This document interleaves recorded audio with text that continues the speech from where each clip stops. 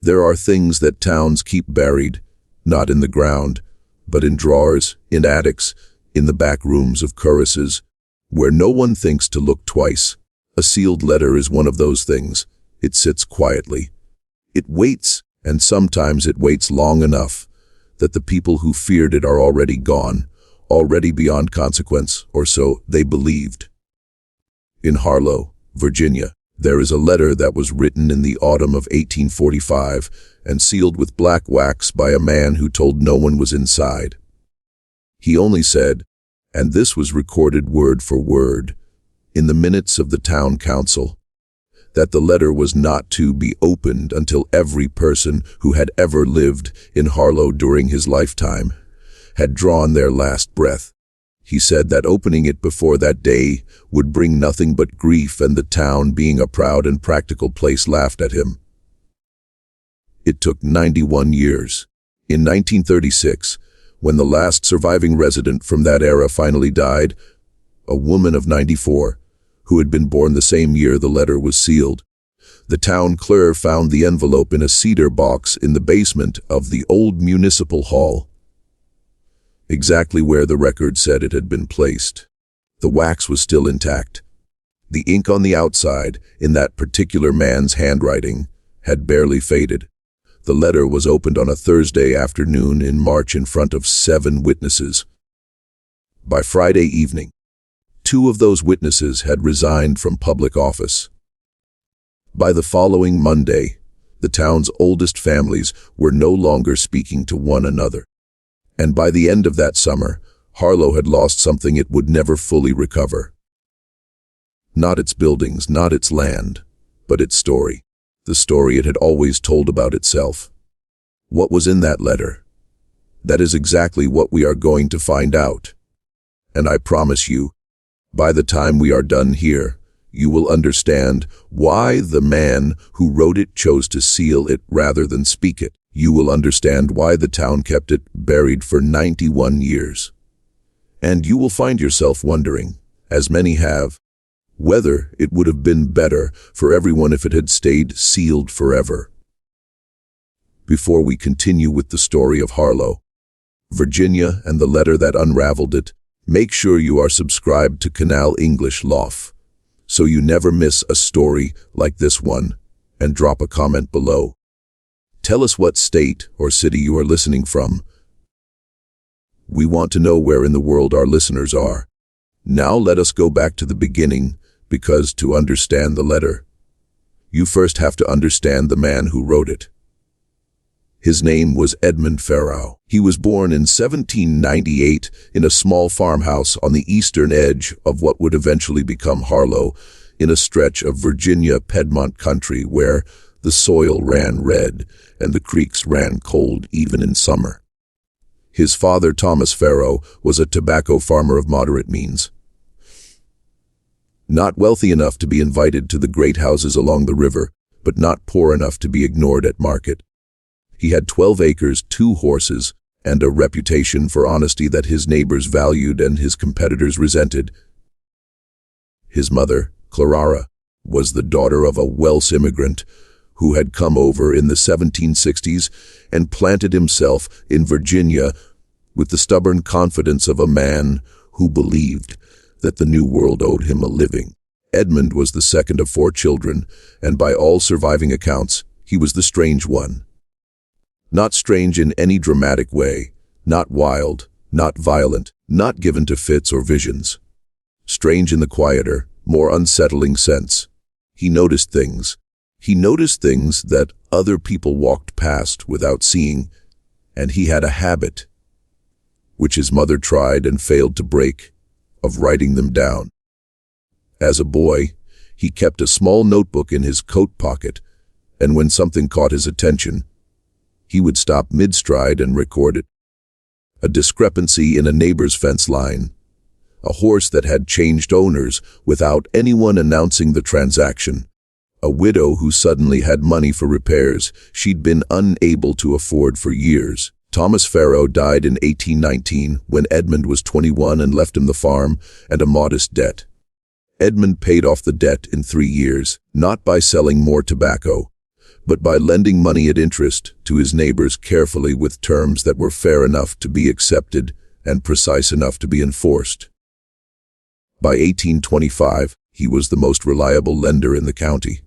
By 1830, he was on the town council, and by 1835, when Harlow was formally incorporated as a town, Edmund Farrell was the man who drew up the charter. He was not the mayor. He never ran for mayor. He seemed, in fact, to go out of his way to hold positions that carried authority without visibility. Town clerk, then town treasurer, then the chairman of a small committee whose official purpose was to oversee the maintenance of public roads, but whose real function, as anyone who paid attention understood, was to manage the complex web of debts, favors, and obligations that held Harlow death. He knew where every dollar in the town had come from and where it had gone. He knew who owed whom and who had forgiven what. He knew in the precise and unsentimental way of a man who has spent his entire life watching, which families had risen and which had quietly fallen, and which had simply arranged to appear as though neither had happened. People found him useful. They found him useful in the way that people find a particular tool useful, reaching for it when they need it, setting it aside when they do not, and never quite stopping to ask what it feels like to be the tool. Edmund Farrell, as far as anyone could tell, did not seem to mind. He never married. He lived alone in the house he'd inherited, kept it clean and orderly, and appeared to require very little from the world beyond the ability to observe it. There was one person in Harlow who seemed to actually know him. Her name was Ruth Patton, and she was the wife of a dry goods merchant named George Patton, a loud, generous, and somewhat careless man who was universally liked and perpetually in financial difficulty. Ruth was quieter than her husband and sharper. She and Edmund had grown up within a mile of each other, had attended the same church as children, and had maintained for 30 years a friendship that the town noted without fully understanding. They were not romantic. Everyone agreed on that, or at least everyone said so. But they were close in a way that suggested they shared something that neither of them had ever shared with anyone else. Ruth Patton died in October of 1843 of a fever that swept through Harlow that autumn and took 11 people with it. She was 44 years old. Edmund Farrell was at her bedside when she died. He did not attend the burial service. He returned home, and for the first time in anyone's memory, he did not appear at the weekly council meeting. He sent word that he was unwell. He remained absent for 3 weeks. When he returned, he looked the same as he always had. Same dark coat, same careful eyes, same habit of arriving exactly on time and leaving exactly when the business was concluded. But something had shifted in him. Those who knew him well, and there were not many, sensed that the thing that had kept him engaged with Harlow's daily affairs had been Ruth Patton, and that, with her gone, his engagement had become something different, something more deliberate, more final. He spent the better part of the next 2 years, 1844 and 1845, in a quiet, methodical activity that no one understood at the time. He began reviewing old records. Not current records, not the ledgers and road reports that were part of his official duties, but older ones, the founding documents of Harlow, the land grants, the deeds of sale going back to the 1790s, the records of the old county court that had jurisdiction over this area before the town was incorporated. He requested documents from the county seat. He wrote letters, many letters, though he kept copies of none of them that anyone could later find. He was seen on at least 3 occasions walking the perimeter of various farms at the edge of town, measuring distances, comparing them to maps he carried folded in his coat. When people asked what he was doing, he said he was conducting an audit of the town's property records. It was a plausible enough answer. He had done similar things before. As treasurer, nobody pressed him. In September of 1845, Edmund Farrow came to a council meeting and announced, without particular ceremony, that he intended to write a letter. He said the letter would contain an account of certain matters he had discovered in the course of his research, and that he believed the council should be aware of its existence. He said the letter would be sealed and deposited with the town's official records, and that it was not to be opened until every person currently living in Harlow had died. The council, to put it plainly, found this absurd. Councilman Frederick Haynes, whose family had been in Harlow since before the town had a name, said that Farrow had clearly been spending too much time alone since Mrs. Patton's passing, and perhaps he ought to consider taking a holiday. There was polite laughter. Another councilman, a man named Arthur Dunning, who had made his money in timber, said he had no intention of signing off on any document that he wasn't allowed to read. Edmund Farrow said quietly that he wasn't asking anyone to sign anything. He was simply notifying the council, as a matter of courtesy, that the letter would exist. He handed the council a written statement describing the letter's existence, its location, and the conditions of its opening. He asked them to enter it into the minutes. They did reluctantly, and with the general sense that they were humoring a man who had grown eccentric in his grief. The letter was placed in a cedar box. The box was locked, and the key was given to the town clerk with instructions that it was to pass from clerk to clerk until the time came. Edmund Farrow himself retained no copy.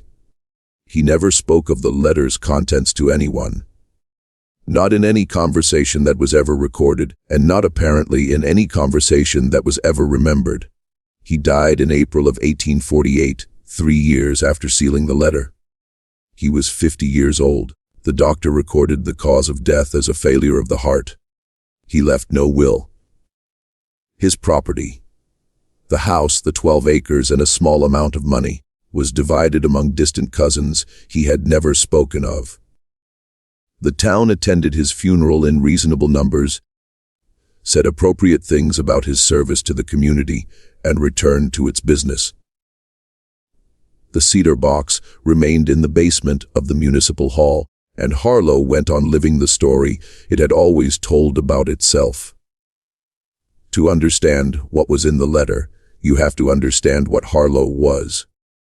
And to understand what Harlow was, you have to understand what it was built on. The Piedmont region of Virginia in the late 18th century was not the elegant, organized society that later generations would remember and romanticize. It was raw and opportunistic, carved out of a landscape that did not give itself up easily. The men who settled it were not all the upright pioneers of popular memory. Some of them were men who had come west from the Tidewater region, specifically because the Tidewater had become too settled, too watched, too governed. The Piedmont was a place where things could be arranged quietly, without too many questions. Land in Virginia at that time was distributed through a system of grants and patents that was on paper carefully administered. In practice, it was a chaos of overlapping claims, fraudulent surveys, forged signatures, and outright theft dressed in legal language.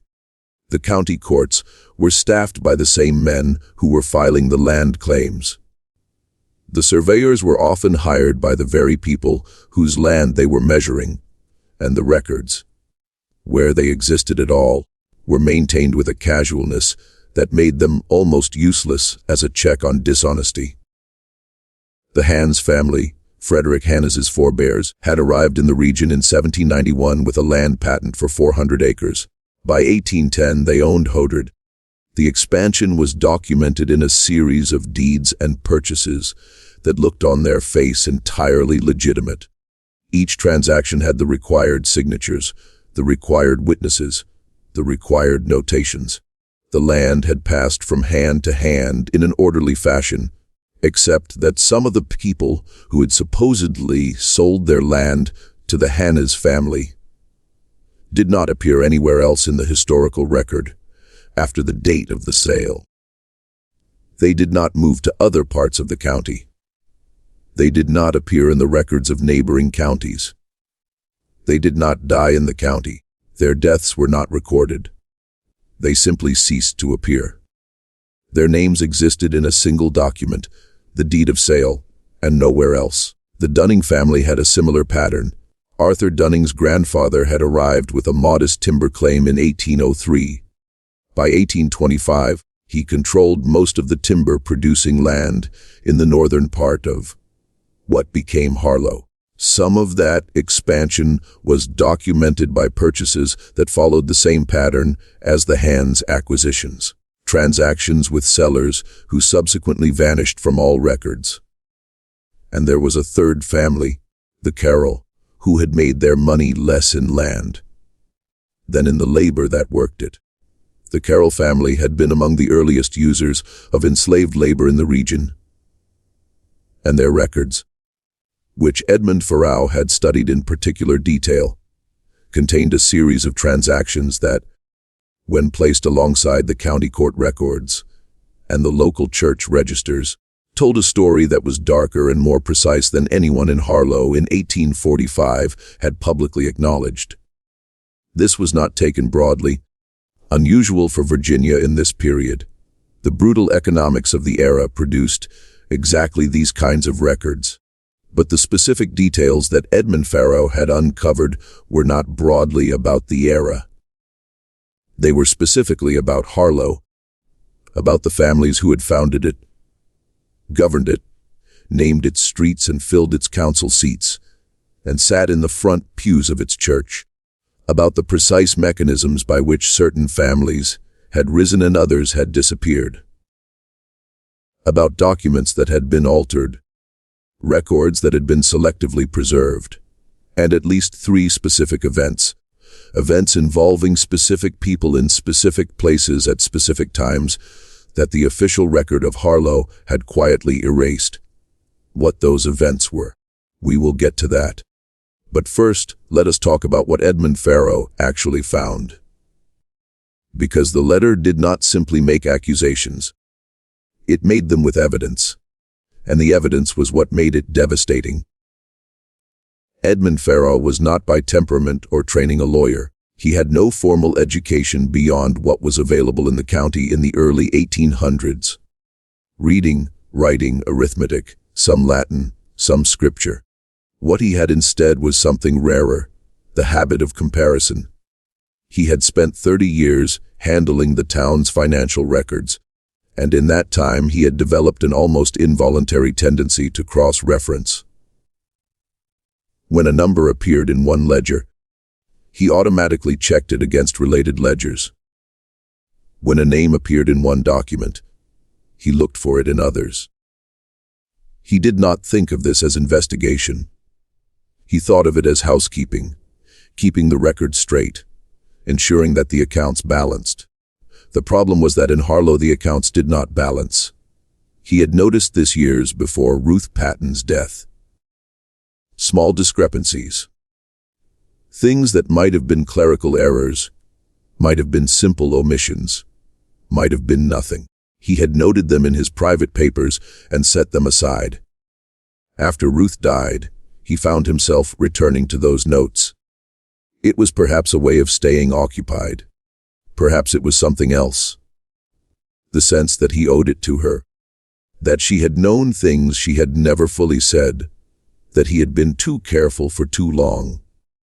What he found, when he began to look in earnest, was a series of land transactions in the 1790s and early 1800s that could not be reconciled with any other part of the record. Specifically, there were 11 deeds of sale in the county records, documents by which various individuals had purportedly sold their land to the Hands and Dunning families that referenced witnesses who, when Farrow checked the church registers and the tax records and the road maintenance logs, had no other documented existence in the county. They were names that appeared on a single document and nowhere else. Not before, not after. This alone might have been explained in various ways. Record-keeping was inconsistent. People moved. People were missed. But Pharaoh did not stop there. He obtained, through a contact at the county courthouse, the original survey plat for several of the disputed tracts. Survey plats in Virginia at this time were required to include the name of the surveyor and the names of any chainmen. The assistants who held the measuring chain. Pharaoh compared the surveyors named on the disputed plat with the list of licensed surveyors recorded at the county level. 3 of the surveyors named on the disputed plat did not appear on the county's list of licensed surveyors. One of the plats bore a surveyor's name that could be matched to a real person, but that person had died 14 months before the survey was supposedly conducted. The implication was not subtle. The surveys were false. The deeds of sale that relied on those surveys were therefore suspect. And the land they described, land that was now the foundation of the Hans and Dunning family holdings. Land that had been in those families for 40 years. Land that the town's entire sense of itself was built upon had been acquired through fraud. But the land fraud, as bad as it was not the worst of what Pharaoh had found. The worst had to do with 3 specific people, 3 people whose names appeared in a set of documents that Pharaoh had uncovered in a very particular place. Not in the county courthouse, not in the town's official records, but in a private ledger that had belonged to a man named Harold Carrel, the patriarch of the Carrel family, and that had passed at his death in 1839 into the possession of his son, William Carrel, who had apparently not thought to destroy it, and who had left it, along with other business papers, in a locked trunk in the storage room of a building he owned and occasionally rented to the town for civic functions. Pharaoh had access to that building in his capacity as town clerk. He had handled the rental paperwork, and when, in the course of sorting through the building's contents to prepare for a new tenant in the summer of 1844, he had come across the trunk. He had opened it. The trunk was not sealed. The lock was old and had long since lost its key, and the hasp could be lifted with a thumbnail. Pharaoh had opened it, found the ledger, and read it. What he read in that ledger, specific names, specific dates, specific transactions, and certain notations that were partly in a private shorthand, but decipherable with patience, constituted, as far as Pharaoh was able to determine, a record of 3 deaths, not recorded deaths, not acknowledged deaths, the kind that do not appear in any church register or court record, because they were never meant to. The 3 people were a man named Samuel Oakes, who had owned a tract of 30 acres on the western edge of what became Harlow, a woman named Margaret Voss, who had been employed in the Carrel household, and a man whose full name Pharaoh was never able to determine, referred to in Harold Carrel's ledger only by a first name, James, and by a notation that suggested he had been for a period of time attempting to bring a claim against the Carrel family in the county court. Samuel Oakes's land now belonged to the Hannes family.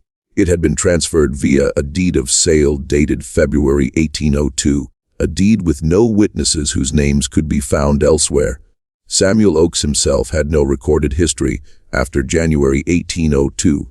Margaret Vase had worked in the Carrel house from approximately 1800 to 1803.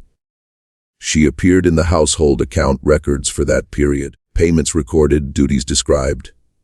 After 1803, she was gone, not dismissed, not departed, not recorded anywhere. Harold Carrel's ledger contained an entry for the summer of 1803 that Pharaoh had decoded after considerable effort to read. Matter of M.V. Resolved at the Gilliam property. No further correspondence. The Gilliam property was a tract of undeveloped woodland about 3 miles east of what became the town center. By 1845, it was owned by the Carroll family themselves. James, only James, had apparently been sometime around 1807 or 1808, preparing to file suit against Harold Carroll over the terms of a labor contract. There was a letter in the trunk, unsigned and unaddressed, that described the situation in terms that made clear the writer believed the suit would be damaging. 2 ledger entries followed, dated 4 months apart. The second one read, J. Matter closed. No proceedings anticipated. Pharaoh did not know for certain what had happened to these 3 people. He had no bodies. He had no witnesses. He had a ledger written in the private shorthand of a man who had been dead for 6 years, and a series of absences, conspicuous documented absences that were consistent with one reading of events and not easily explained by any other. What the letter contained, as he wrote it in the autumn of 1845, was not a formal accusation. It was a presentation of the evidence he had gathered, organized as carefully as any financial audit, and addressed. He wrote this explicitly on the sealed envelope to whoever in Harlow's future was prepared to face what its past had actually been. He wrote the letter in 3 sittings. It took him the better part of a week. He sealed it with black wax on a Thursday evening in October, carried it to the municipal hall on Friday morning, placed it in the cedar box, and handed the box to the town clerk with the instructions already on record. Then he walked home. He made himself a cup of tea. He sat by his window and looked out at Harlow, at the road. He had helped pave the church. He had helped fund the council hall, whose charter he had written, and whatever he felt in that moment he kept entirely to himself, as he had kept everything else. Now, before we go any further, if this story is making you think, drop a like and let us know your theory in the comments. What do you believe Edmund Pharaoh truly discovered? And was he right to seal that letter rather than speak? Keep listening, because what we have uncovered so far is only the foundation. What comes next is where the story truly begins to unravel. The years passed. Harlow grew as small Virginia towns grew in the middle decades of the 19th century, unevenly, with bursts of energy followed by long stretches of quiet.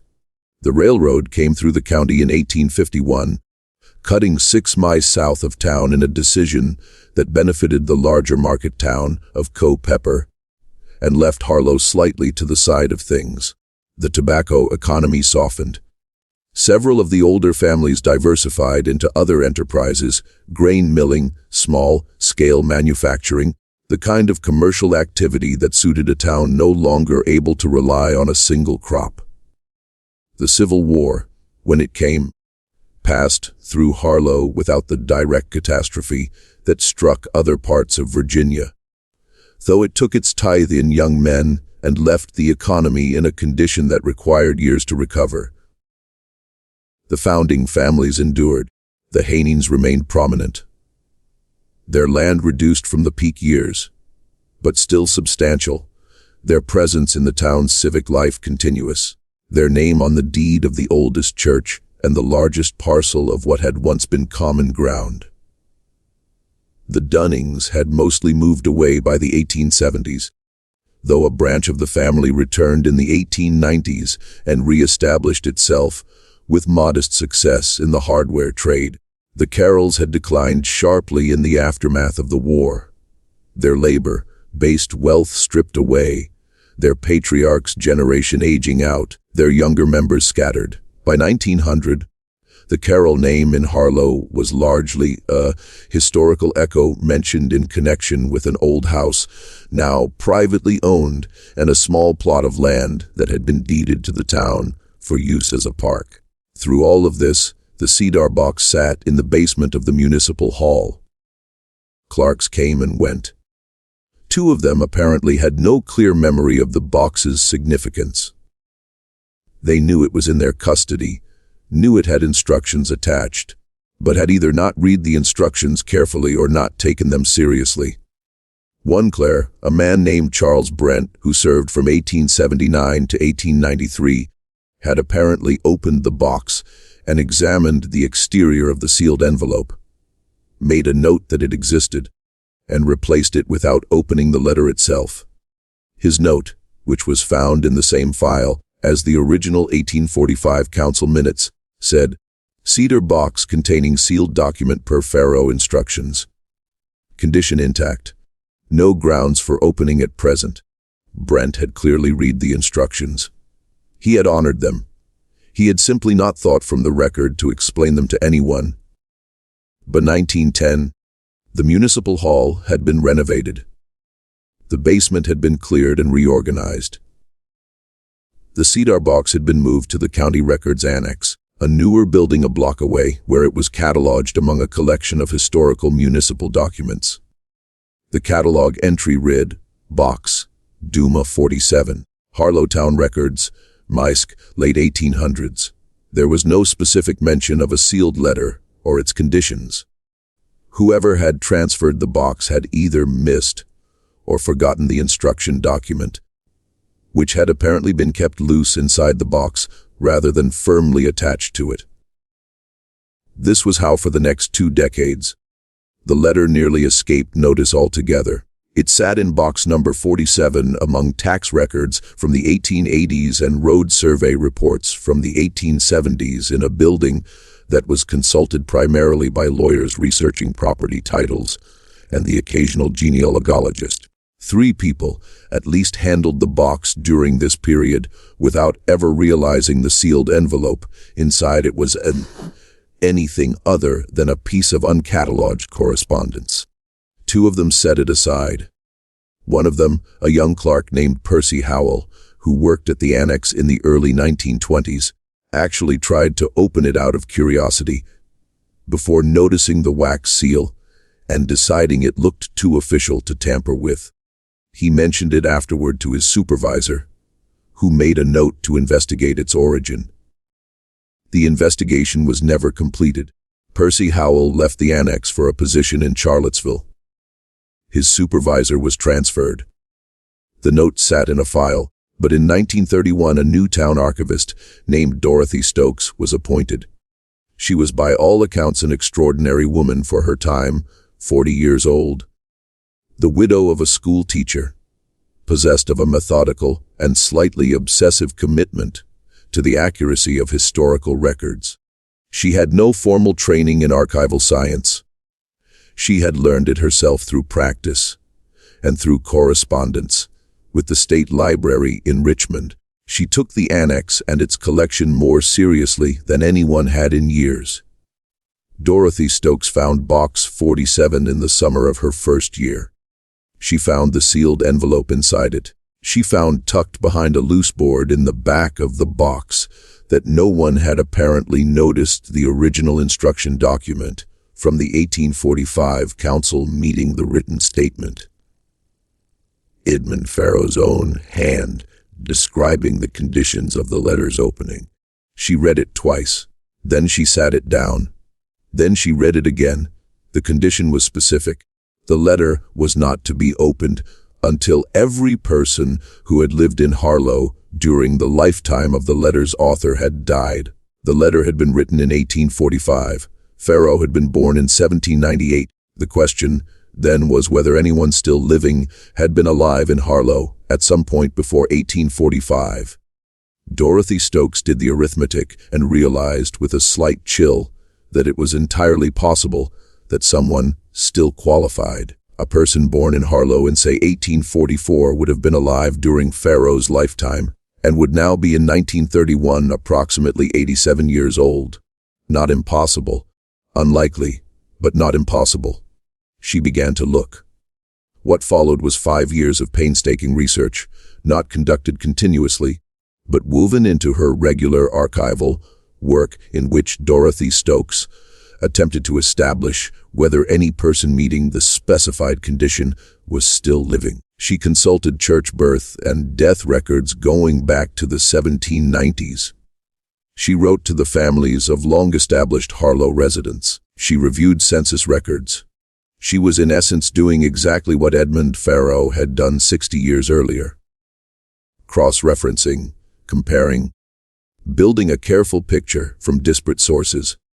She found two people who might qualify. One was a man named Elias Granger, who had been born in Harlow in 1841 and was thus 4 years old when the letter was sealed.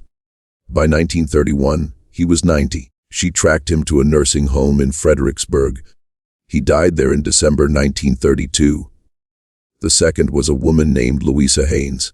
Louisa Haynes was the last surviving member of the Haynes family. She had been born in Harlow in 1842, 3 years before the letter was sealed, which meant that she had technically lived in Harlow during Farrow's lifetime. She was by 1931 89 years old. She still lived in Harlow in the old Hans house on Maple Street, attended by a nurse and by her great-niece, a woman named Clara Haynes, who had married into the family and was the last Haynes in residence. Dorothy Stokes found her, interviewed her gently about family history, about memories of the old town. Louisa Haynes, despite her age, was sharp. She remembered the Farrow name. She said her father had spoken of him, not with fondness, but not with hostility either. A careful man, she said, too careful for his own peace of mind. Dorothy Stokes did not tell Louisa Haynes about the letter. She simply waited. Louisa Haynes died on the 14th of February, 1936, at the age of 93. She was the last survivor. Dorothy Stokes notified the town clerk 3 days later. She brought him Farrow's original instruction document. She brought him box number Nerve 47 with the sealed envelope inside. She set them both on his desk and said, "I believe it is time." The clerk, a man named Walter Gibbs, 52 years old, a practical and unimaginative man who had held the position for 11 years, looked at the envelope, looked at the instruction document, and looked at Dorothy Stokes. He asked her if she was certain about the chain of documentation, whether she was confident this was what it purported to be. She said she had spent 5 years verifying it. She was certain. Walter Gibbs scheduled the opening for Thursday, March 12, 1936. He invited 6 witnesses. The mayor of Harlow, a man named George Tatum, the county circuit court judge, 2 members of the town council, the editor of the Harlow Courier, a local newspaper, and Dorothy Stokes herself. He arranged for the event to take place in the council chamber of the municipal hall, the same building where Edmund Farrow had once served, though the building itself had been replaced by a newer structure in 1904. On the afternoon of March 12, 1936, 91 years and 5 months after Edmund Farrow had sealed the wax, Walter Gibbs broke it open. The room was plain and functional, a rectangular space with oak paneling that had darkened over the decades, 2 long windows facing the street, and a table in the center that had seen 30 years of budget discussions and zoning disputes. There were 8 chairs around the table. 7 of the chairs were occupied. On the table in the center was the envelope. Walter Gibbs had prepared a formal statement acknowledging the chain of custody and the conditions of opening. He read it aloud. It took 4 minutes. The judge confirmed the documentation was in order. The editor of the Courier, a man named Francis Dyer, who had been covering local news for 20 years and had never in his life covered anything that felt like this, had a notepad in front of him and was writing before the envelope was even opened. The envelope was made of heavy paper, the kind used for official correspondence in the 1840s. Thicker than modern envelopes, slightly rough to the touch, slightly yellowed along the edges, but otherwise remarkably preserved by the cedar box and the dry basement. The black wax seal had held. Gibbs broke it with a letter opener. The seal cracked cleanly, the way old wax does when it has never been disturbed. A sound witnesses later reported that was oddly loud in the quiet room. One councilman, a man named Howard Pierce, later told his wife that the sound of that wax cracking was something he would hear in his sleep for the rest of his life. Inside the envelope was 7 folded sheets of paper, covered on both sides in Edmund Farrow's small, precise handwriting. The ink had faded from black to a dark brown, but it was legible, perfectly, maddeningly legible. Walter Gibbs read it aloud. It took 38 minutes. The room, by the account of 3 of the 7 witnesses, was absolutely silent for the first 10 minutes. Then the mayor made a sound, not a word, just a sound, low and involuntary. And after that, no one spoke again until Gibbs finished reading. What Farrow had written was this. He began with the land surveys, the false ones, the names of surveyors who did not exist, the witnesses on deeds who could not be found in any other record. He was careful to acknowledge that he could not, from the records available to him, establish absolute certainty. Some of the absences might have innocent explanations, but he laid out the pattern. 11 transactions, all within a 15-year window, all involving the same 2 families, all showing the same characteristic irregularities. He named specific parcels. He cited specific document numbers in the county record. He named specific dates. He was precise in a way that made it clear he had spent years on this, that he had checked and rechecked, that he was not writing from anger or grief, but from the same meticulous accounting practice that had made him the town's most reliable treasurer. Then he moved to the Carroll ledger. He described how he had found it. He described what it contained. He acknowledged directly, and without softening, that he could not prove murder, that the word he was using was disappearance, and that the records he had found were consistent with death by foul means, but not conclusive. He named Samuel Oakes. He named Margaret Voss. He named James with the notation that he had never been able to determine a surname. He described the ledger entries and what they appeared to mean. And then the part that silenced the room most completely, he wrote about what he believed connected the land fraud and the disappearances. Margaret Voss, he wrote, had been employed in the Carroll household at the same time that several of the disputed land transactions were being finalized.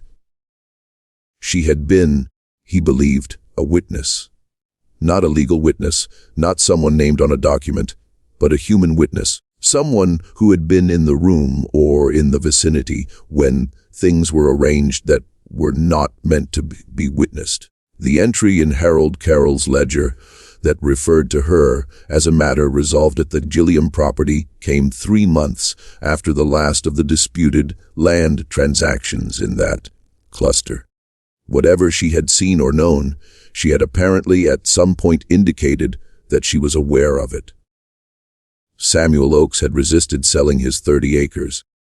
There were entries in a county court record, a record that Farrow had found in a box of unfiled papers at the courthouse, apparently misfiled decades ago, indicating that Oakes had appeared before a magistrate in late 1801 to dispute a survey of his land that he claimed was inaccurate. The magistrate's response was recorded as claim reviewed and found without merit. The magistrate who reviewed it was a man named Daniel Haynes, Frederick Haynes's grandfather. James, whoever he was, had tried to pursue a legal remedy for a wrong done to him by the Carroll family, and had by Farrow's accounting been prevented from doing so in a manner that suggested the prevention was permanent.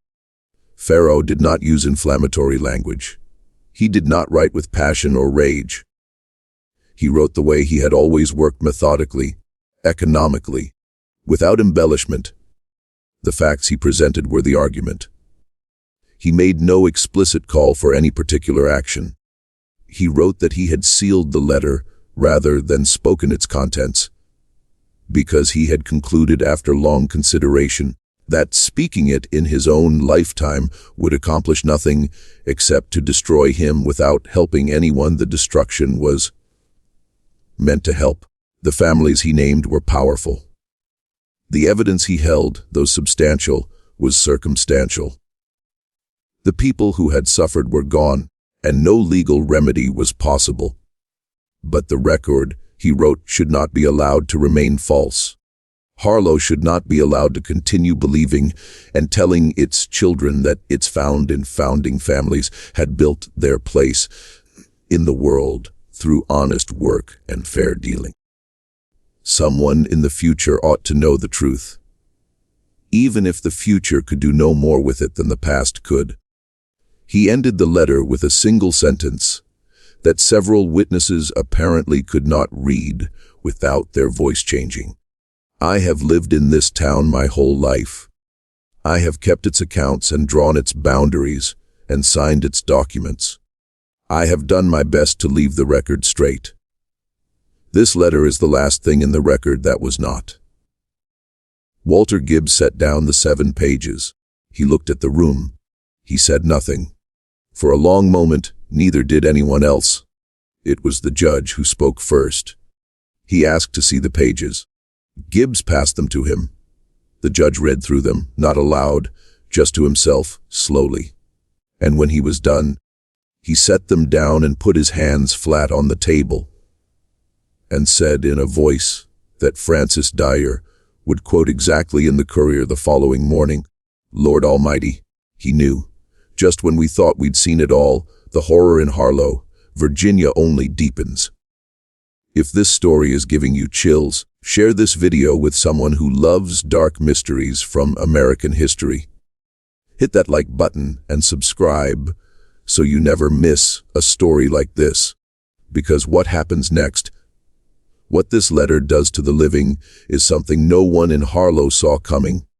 Francis Dyer published his account of the opening the following morning, Friday, March 13th, 1936, on the front page of the Harlow Courier. He did not publish the full text of the letter. He had, at the request of the judge, and the mayor agreed to hold back the specific names of the Carroll, Hands, and Dunning families until the legal questions could be assessed. What he published was a careful factual account of the opening itself, the date, the location, the chain of custody, the approximate content, and the single quotation from the judge. He described the letter as containing allegations of historical fraud and possible criminal conduct by founding families of Harlow, supported by documentary evidence. That was enough. By Friday afternoon, the story had spread through Harlow with the particular velocity that small-town news achieves when it touches something everyone already half knows. People who had never heard of Edmund Farrow were standing on street corners asking their neighbors who Edmund Farrow was. People who knew the Haynes name, and everyone in Harlow knew the Haynes name, were looking at each other with expressions that communicated without words the question that the letter had made unavoidable. If this is true, what does that make us? Clara Haynes, who was 46 and had been Louisa's great-niece and caretaker, was at home when the paper arrived.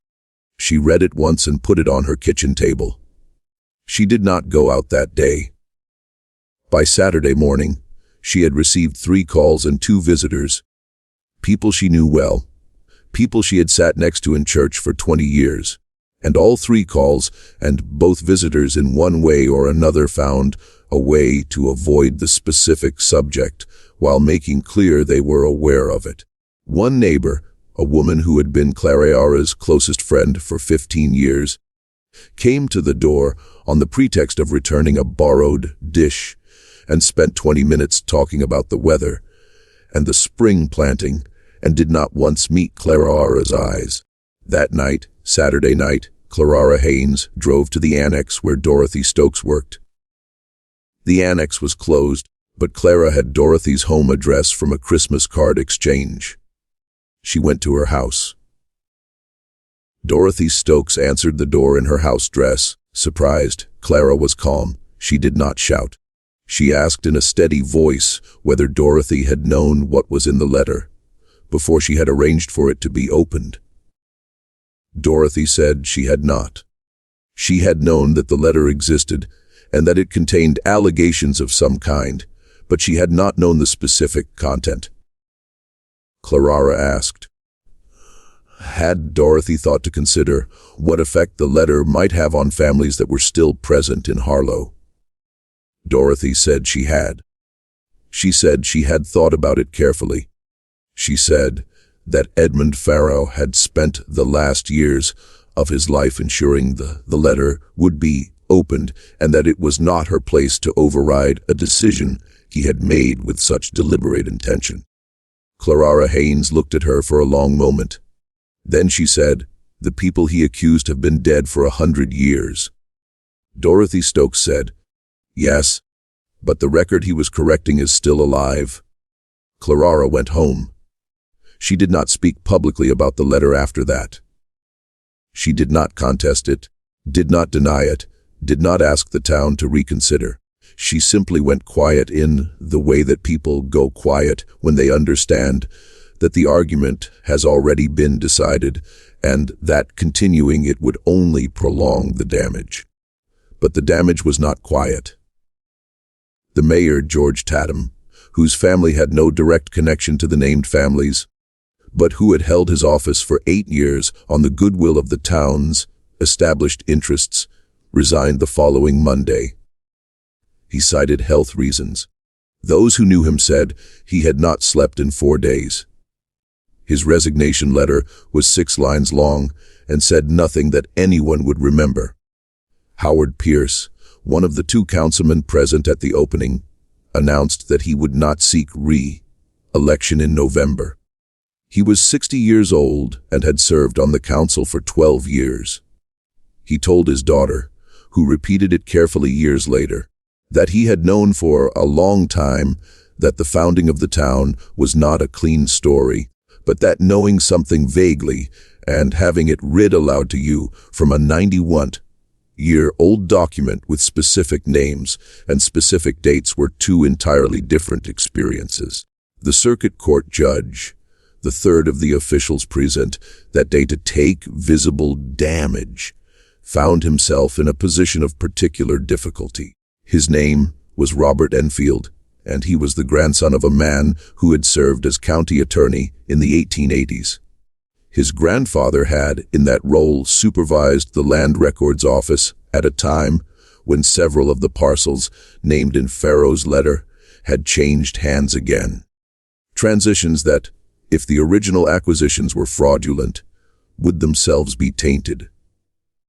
Judge Enfield had no personal culpability for anything, but the implication, the implicit question of what his grandfather had known or not known, followed him in a way that professional conduct alone could not deflect. He remained on the bench. He was a careful man, and he understood that resigning would imply guilt where there was in his own case none. But the year after the letter's opening was, by his own account, in a private diary that his family later shared with a local historian, the most uncomfortable of his professional life. The Dunning family, whose connection to the fraud was established in the letter, had no significant presence left in Harlow by 1936. A branch of the family was notified by letter by Francis Dyer, who tracked them to a town in the Shenandoah Valley. The response was silence. No comment, no denial, no acknowledgement. The Carroll connection, the ledger, the disappearances, the 3 names was the element that produced the most complicated response, because the Carroll family had no living member to receive it. The Carroll house was privately owned by a family with no relation. The land that Harold Carroll had once controlled was by 1936 parceled across multiple owners, some of whom were not Harlow residents at all. There was no one to confront. There was only the fact sitting in the middle of the town's history, like a stone in a garden path, not covering anything, not hiding anything, simply unavoidable. Dorothy Stokes, in the weeks after the opening, compiled a supplementary document, a careful annotation of Farrow's letter, cross-referencing his claims against the record she had been able to locate and verify. She found that his land fraud evidence held up entirely. Every specific claim he had made about the surveys and the deed witnesses was verifiable, and she found 2 additional suspicious transactions that Farrow had not mentioned, probably because they were in documents he had not been able to access. She found that the Carroll ledger, which she was able to examine since it was now officially part of the town's historical records, was consistent with Farrow's reading of it, though she acknowledged, as he had, that the shorthand entries did not constitute proof in any legal sense. On the 3 disappearances, Oakes, Voss, and the man called James, she was unable to find any additional evidence that resolved the ambiguity. Samuel Oakes had a family. She found descendants through the 1870 census, a granddaughter in Richmond, a great-nephew in North Carolina. She wrote to both of them. Neither response added anything concrete to what was already known. The granddaughter was unaware that her grandfather had owned land in what was now Harlow. The great-nephew was unaware that there had ever been any dispute. Both of them in their responses used similar language. They had always been told that the family had simply moved away sometime around 1802 or 1803 and had not stayed in touch, had simply moved away.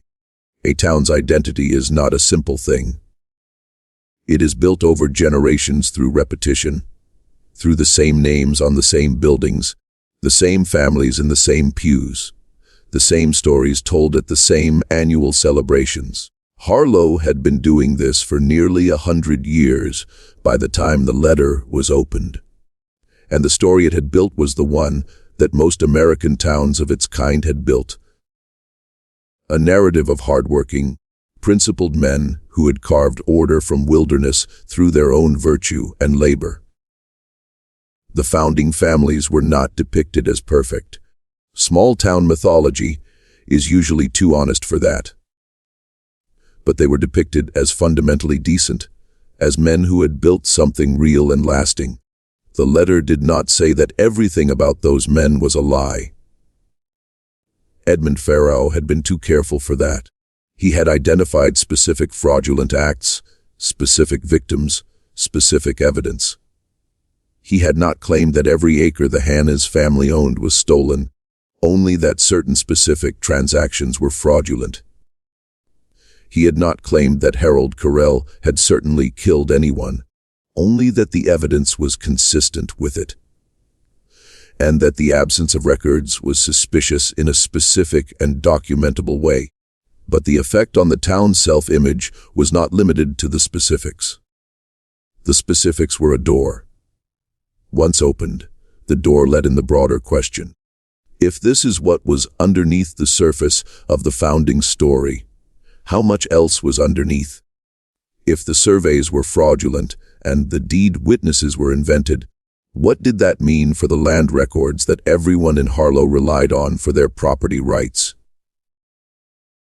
If Margaret Voss and Samuel Oakes had been, as Farrow implied, killed or made to disappear, who had known and stayed silent, how many people in 1802 or 1807 had understood what was happening and simply looked the other way because the families involved were too powerful to confront?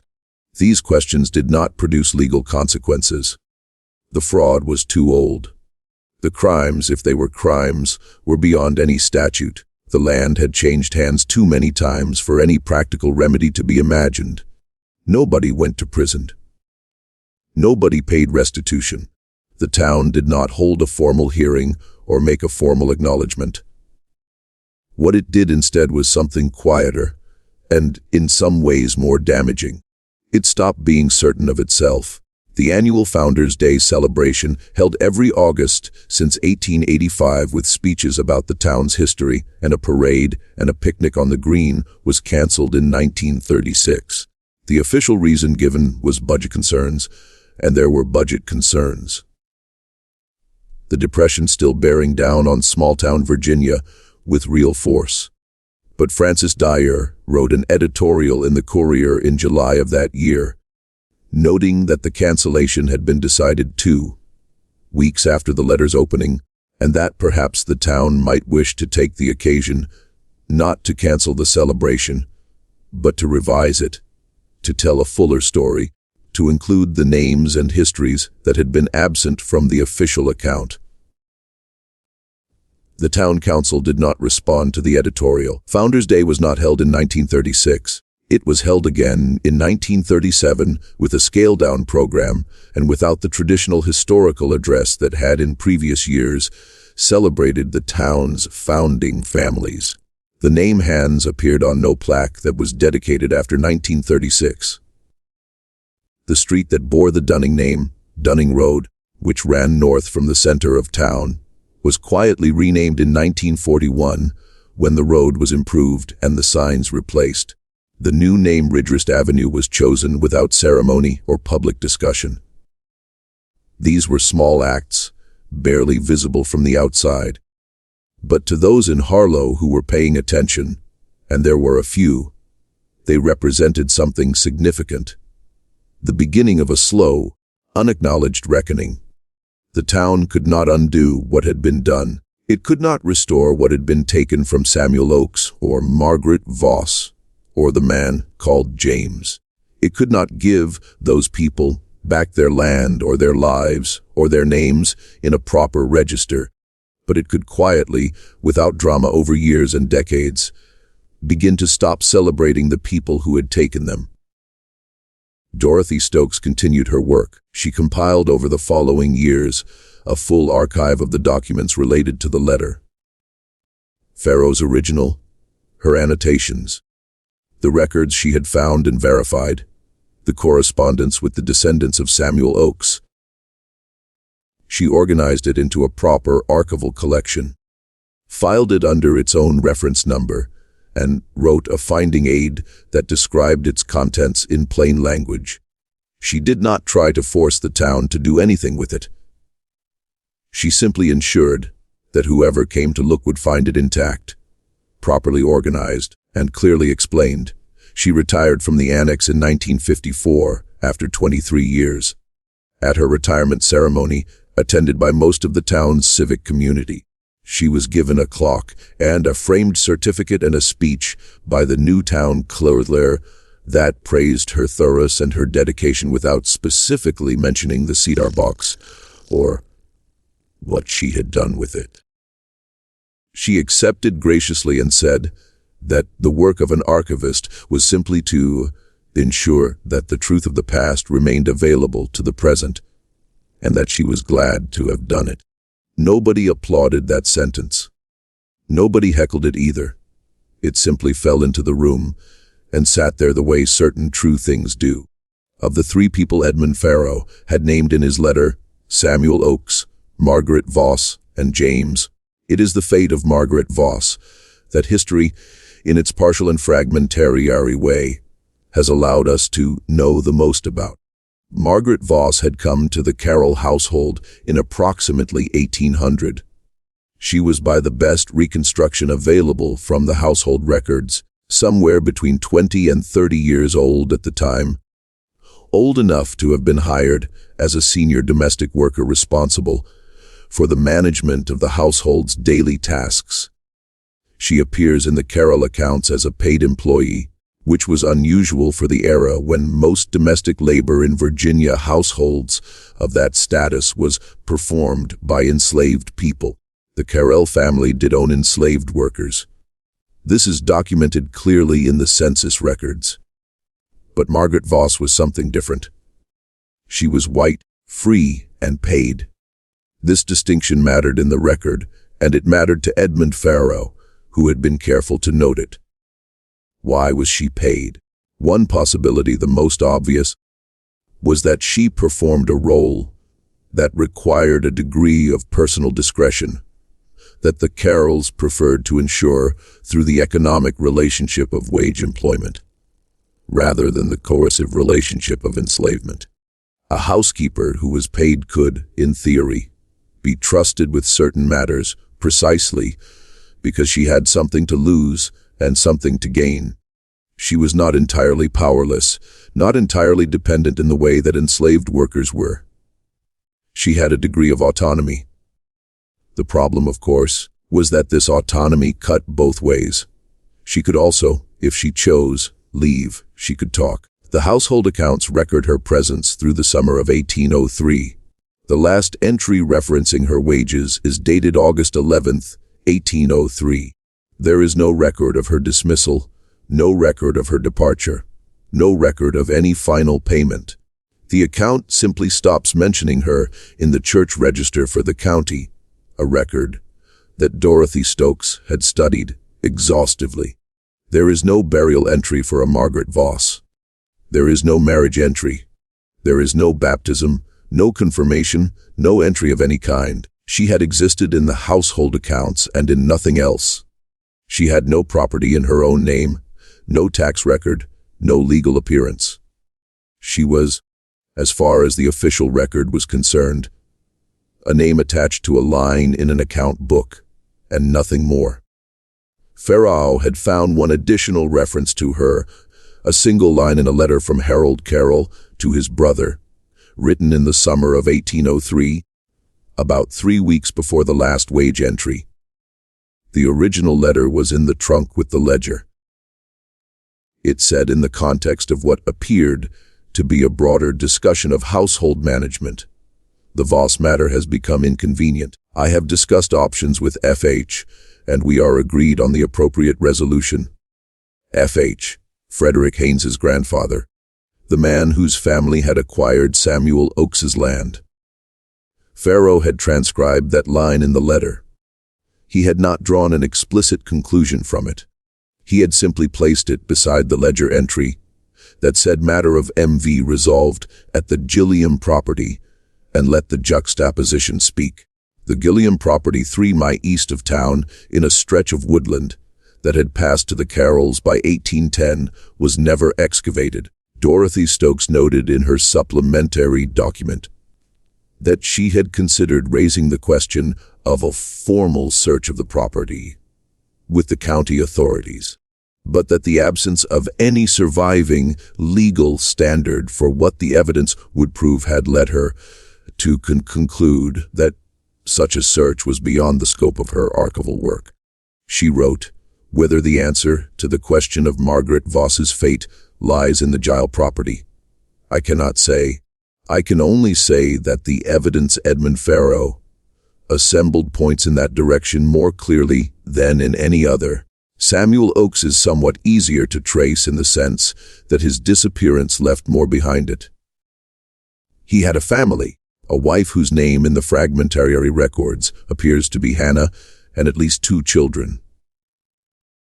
The county court record that Farrow had found, the one indicating Oakes's appearance before a magistrate to contest the survey of his land, also contained a subsequent entry 3 months later, noting that the case had been dismissed and that the complainant had withdrawn his claim.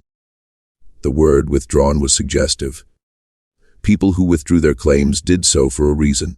Either they had been persuaded their claim was without merit, or they had been persuaded by other means to stop pursuing it.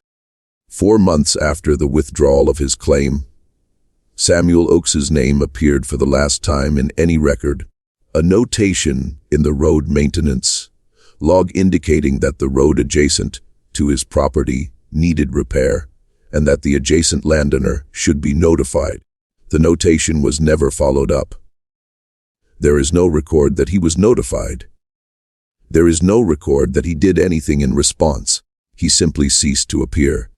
Hannah Oakes, if that was her name, appears once more in the 1810 census, living in a different county, with 2 children in a household headed by a man with a different surname. She had apparently remarried. The census gives no information about what had happened to her first husband. The children's ages in 1810 are consistent with having been born in the early 1800s, which fits the timeline of Samuel Oakes's presence in Harlow. The fact that she moved, changed county, changed name, was in the calculus of practical survival in early 19th century Virginia, entirely consistent with either version of events. A widow with 2 children and no land would have needed to remarry. a woman whose husband had been made to disappear under circumstances she understood to be dangerous, would have had excellent reasons to get as far away as possible, as quickly and quietly as possible. Firao had noted this. He had noted it without sentiment, the way he noted everything he had written. Whether Hannah Oakes fled or merely rebuilt, the record does not tell us. I think she knew. I think the distance she put between herself and this town tells us what words could not. As for James, only James with no surname. Firao had been able to establish almost nothing concrete beyond what the Carroll ledger contained. The labor contract dispute that James had apparently been pursuing in 1807 or 1808 would have been, in the legal context of the time, a matter for the county court. There were county court records for that period, but they were incomplete. Several years of filings had been lost in a courthouse fire in 1822, and 1807-1808 fell squarely in the gap. Firao had tried to reconstruct the case through related records. Clerk's fees, attorney logs, anything that might reference the case indirectly, and had found nothing. James existed in the ledger and nowhere else. This was the most frightening aspect of James's story in some ways. Samuel Oakes and Margaret Voss had left partial traces, a contested land survey, household wages, a fragment of correspondence. James had left only 2 entries in a private ledger, written in a dead man's shorthand in a trunk that had sat locked or nearly locked for 40 years. If Firao had not opened that trunk, if Dorothy Stokes had not found Farao's letter, if Percy Howell had not decided the envelope looked too official to open, if any of a dozen small decisions along the chain had gone differently, James would have left nothing at all. He would have been a person of whom no record existed, whose disappearance no one had noticed or documented, whose name even his killer had reduced to a single initial. Firao had written near the end of the letter about this specific aspect of the situation. He wrote, "The most dangerous thing about what happened here is not the fraud or even the violence. The most dangerous thing is how easy it was to erase people, not bodies. I make no claim about bodies, but existence. The simple fact of a person's having lived and worked and sought justice in this place. It took one fraudulent document, one cooperative magistrate, one locked trunk, and the people who should be remembered as men and women who tried to build something honest in this county were simply not there anymore. Harlow was built on the premise that the founding generation deserved to be remembered. I would ask only that we extend that courtesy more honestly. Before we reach the final chapter of this story, I need to ask you something. Do you think Edmund Firao made the right choice, sealing that letter instead of speaking it? Or did 91 years of silence cost more than it saved? Leave your answer in the comments. Subscribe if you haven't yet, and hit the bell so you don't miss what comes next, because the ending of this story is not the one you think it is. There is one more thing about Edmund Firao that the historical record allows us to know, or nearly know. And it is the thing that makes the letter's existence feel, in retrospect, not merely like an act of historical honesty, but like something more personal. Something that explains why a man who had spent 30 years keeping quiet had in the end found himself incapable of letting the record stay false. Ruth Patton had died in October 1843. Edmund Firao had been at her bedside. After her death, he had returned home and remained absent from public life for 3 weeks. When he came back, he had begun quietly and systematically to go through old records. The question that Dorothy Stokes had spent a considerable amount of time on, and that she had addressed in the final section of her supplementary document in language more personal than her usual archival style, was this: why did Ruth Patton's death send Edmund Firao into the old records? What was the connection? Dorothy Stokes had found part of the answer in a letter. Not the sealed letter, but a different one. A personal letter from Edmund Farrow to his cousin in Richmond, written in December 1843, 2 months after Ruth's death. It was in the cousin's family papers, which had been donated to the State Historical Society in the 1920s. Dorothy had found it there during one of her research trips to Richmond.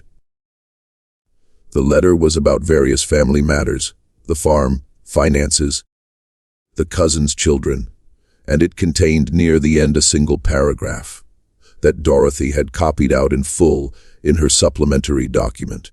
I find myself returning these past weeks to a conversation I had with Ruth some years ago, the details of which I never sat down because at the time I believed she was exaggerating or that the matter was already too settled to be worth pursuing.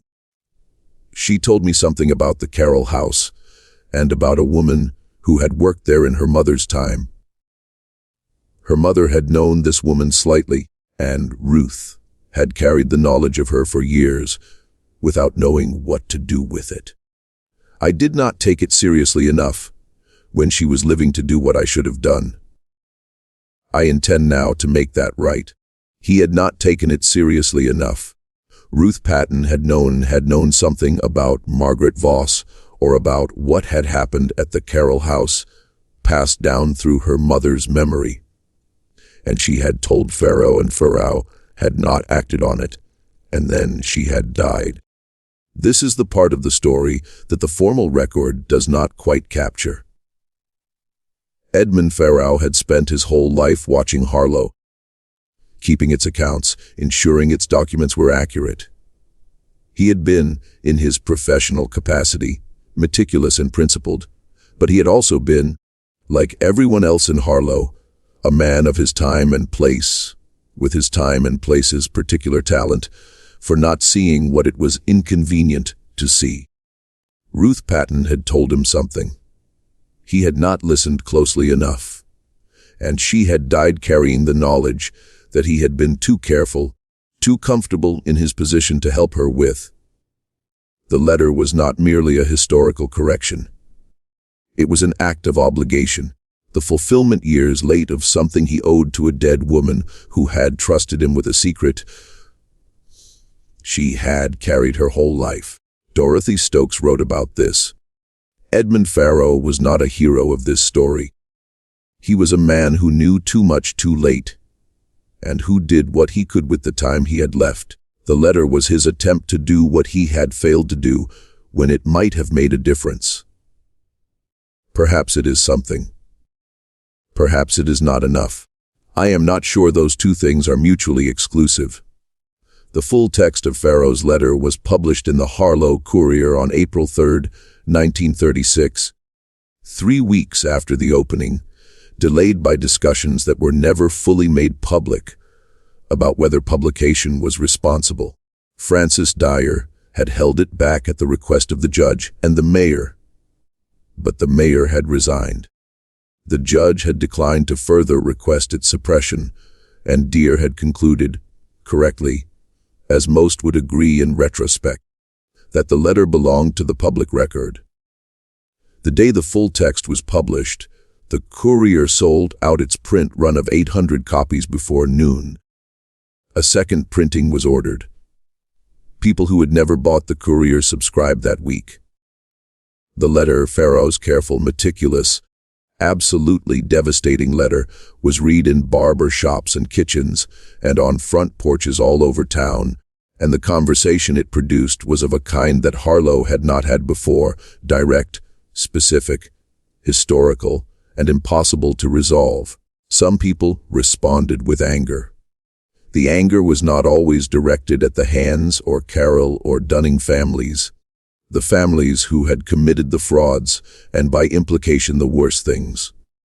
Some of it was directed at Farrow, at the choice he had made to seal the letter, rather than speak it in his lifetime, at the 91 years of silence that had allowed generation after generation to grow up with a false story. Some of it was directed at the town clerk's office, which had maintained the letter, without telling anyone it existed. Some of it was directed with a particular bitterness at the families themselves.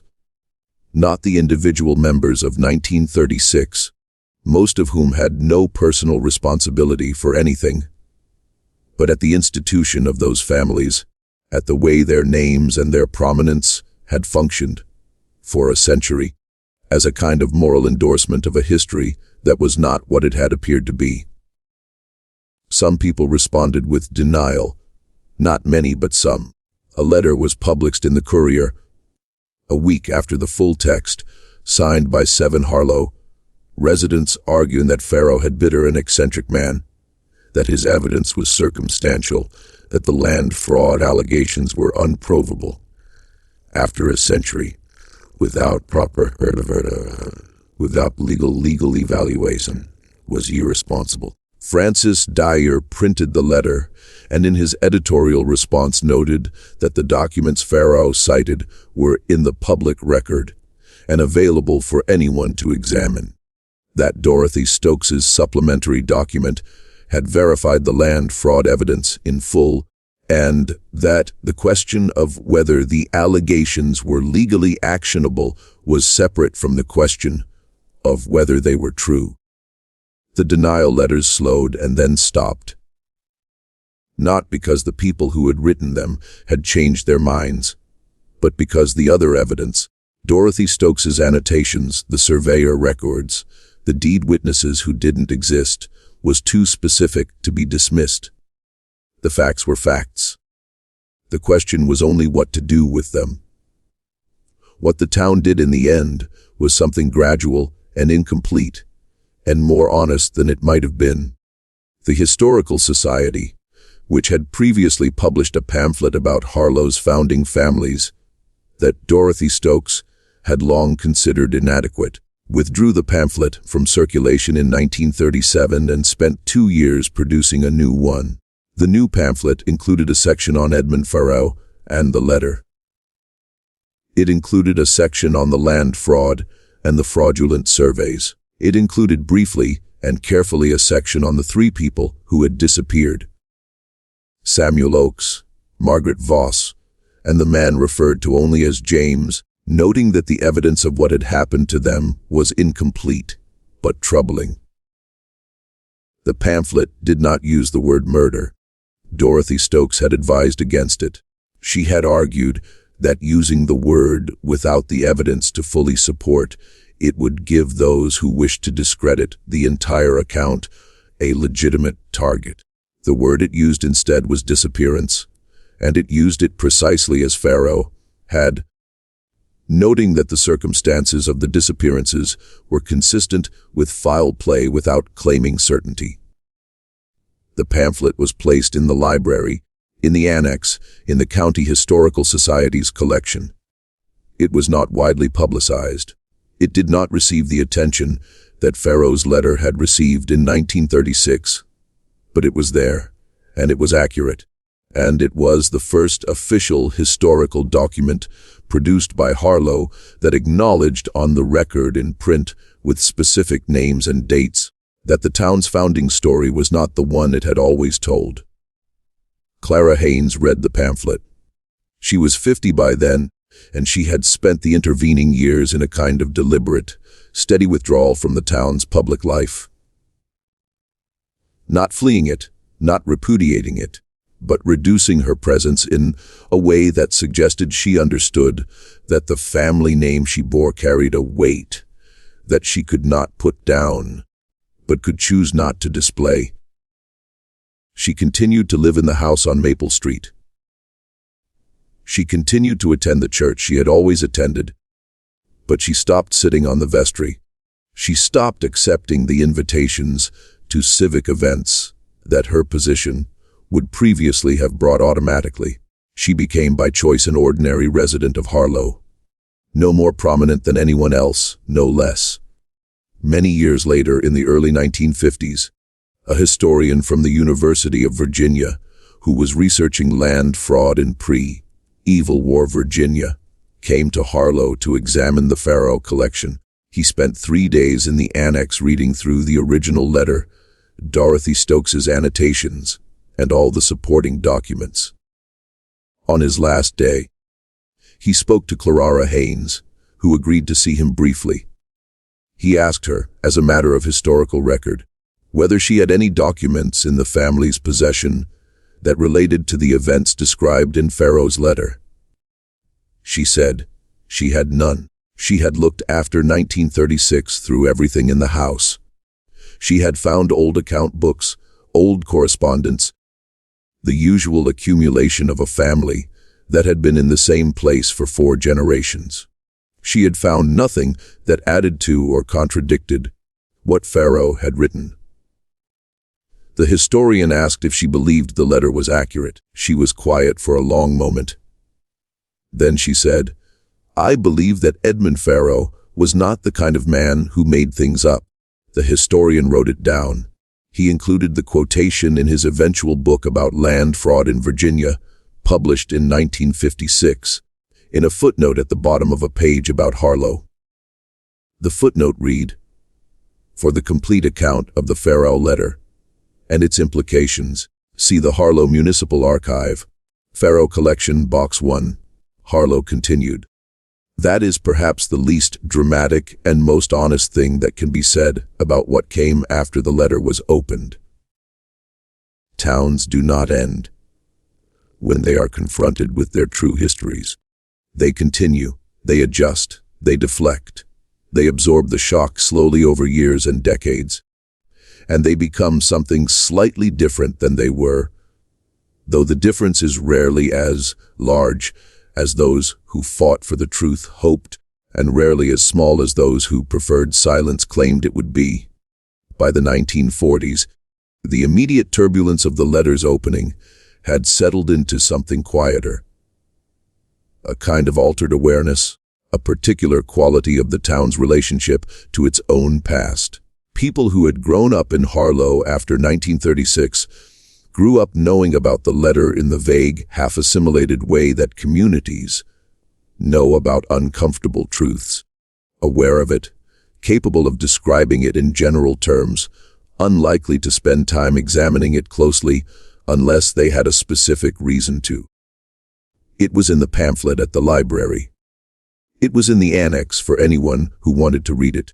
It was a fact about Harlow the same way certain geographical features were facts about Harlow. Present, unchangeable, not requiring daily acknowledgement. The Gilliam property, the land where Harold Carroll's ledger had said the matter of Margaret Voss was resolved, was developed in 1948 when a real estate company purchased it and laid out a small subdivision of modest homes. The woodland was cleared. Roads were cut through it. The houses went up quickly in the post-war building boom, and by 1950, families were living there who had no idea what the land had been called before it was subdivided and no reason to know. Dorothy Stokes, who was retired by then and living in a smaller house a mile from the annex. Read about the development in the Courier. She did not write a letter to the editor. She did not contact the real estate company or the county historical society. She sat with the information for a few days, and then she wrote a brief addition to her supplementary document, a note in the margin of the section about Margaret Voss, reading, "The Gilliam property was developed in 1948. Whatever answer it may have held is no longer accessible. The question of Margaret Voss's fate must remain accordingly unanswered. She died in 1961 at the age of 70. Her collection of personal papers was donated to the annex by her daughter. Among those papers was a small notebook she had kept throughout her archival career, in which she had noted in the compact and efficient handwriting of a woman who respected the preciousness of paper the questions that her work had raised and been unable to answer. The last entry in the notebook, written sometime in the 1950s, read, "I have spent 30 years with Edmund Pharaoh's accounting of this town. I believe he was right about almost everything. I believe he was right to seal the letter when he did, and I believe he was right that the record should not remain false. I am less certain that any of it helped the people it was meant for, but I am not certain that certainty about that was ever on offer. The Pharaoh collection, the original letter, the cedar box, Dorothy Stokes's supplementary documents, the related records remained in the Harlow Municipal Archive. It continued to be consulted occasionally by historians and genealogists and the rare curious resident.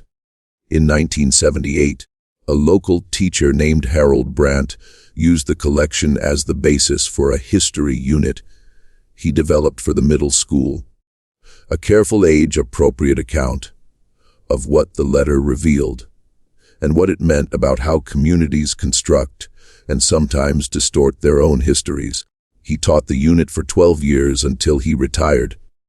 Several of his students over those years went on to study history at university, and at least 3 of them later mentioned in interviews or in writing that Brandt's unit had been one of the formative experiences of their education.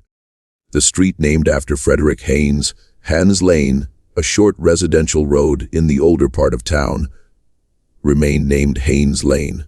It had not been renamed in the reorganization of 1941, and no subsequent proposal to rename it had gathered enough support to proceed. It was simply there, as it had always been, carrying the name of a family whose prominence was now attached to a record that no one in Harlow could entirely forget or entirely face. Edmund Pharaoh's house had been torn down in 1891, replaced by a commercial building that had itself been replaced in the 1930s by a hardware store.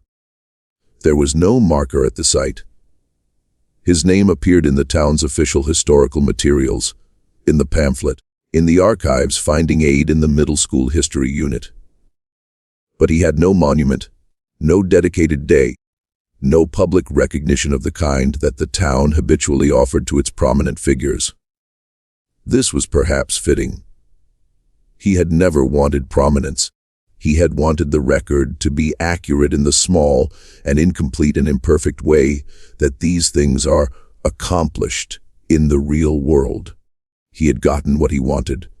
The 3 people he had named, Samuel Oakes, Margaret Voss, and the man called James, had no such comfort.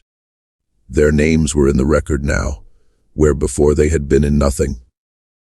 Their stories were told in the archive and in the pamphlet and in the history units with as much honesty as the surviving evidence allowed. But they were still gone, and the circumstances of their going were still only implied.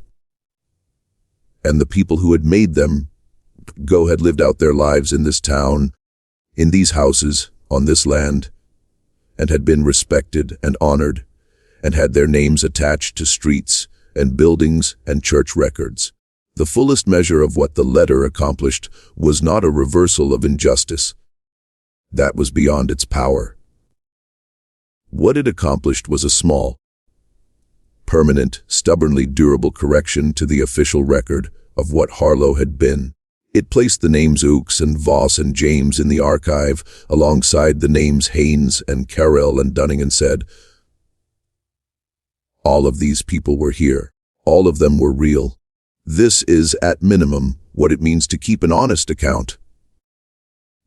Edmund Pharaoh had understood that this would be the letter's only possible effect. He had written it anyway.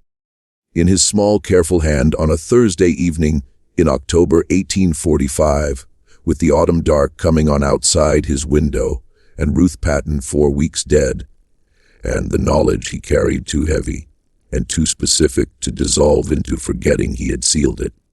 He had handed it over. He had gone home, and the town had gone on, not knowing what it was carrying, not knowing that in a cedar box in the basement of the municipal hall, the true account of its founding sat waiting, patient as old wax, for the moment when there was finally no one left to protect.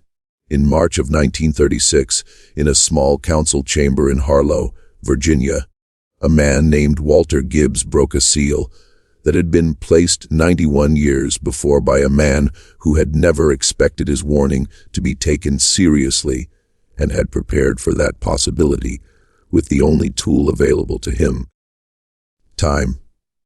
The town regretted it in the way that people regret hearing something they cannot unhear. Not because the truth was worse than they had imagined. Most of them had imagined nothing specific at all, but because specificity, when it comes to a thing like this, is its own kind of grief. To know that it was a man named Samuel Oakes who lost his 30 acres and then was not seen again. To know that a woman named Margaret Voss had been trusted with the wrong knowledge in the wrong household in the wrong year. To know that someone named James had tried to seek justice through the legitimate channels of his time and had been stopped before he ever got there. These names were in the record now.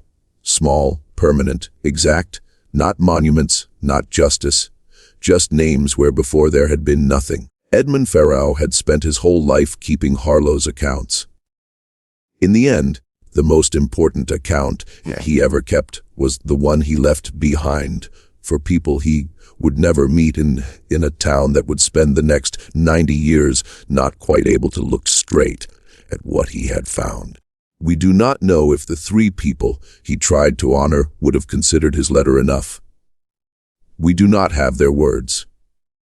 We have only his precise, measured, and addressed with the quiet tenacity of a man who understood that the truth does not expire to whoever in this town's future was prepared to receive it.